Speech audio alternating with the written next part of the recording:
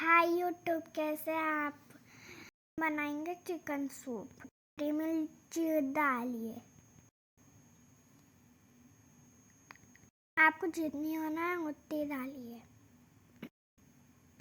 आप डालिए प्याज की पत्ती, गाजर, सॉल्ट आपके हिसाब से।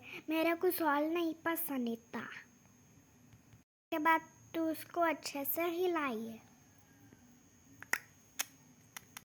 अब हम डालेंगे इसमें काली मिर्च, पत्ता, अदरक,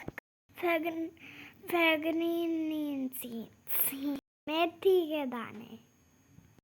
उसके बाद उससे स्लोली से हिलाइए। मेरे को बहुत पसंद है चिकन सूप, स्पेशली सर्दी के दिन।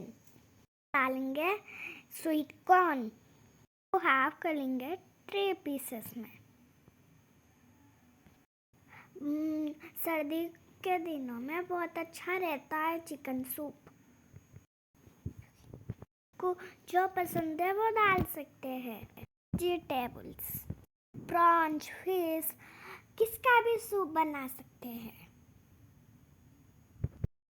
अब हमारा सूप रेडी है पीने के लिए। Bye. Surprise like mamma videos. Thank you.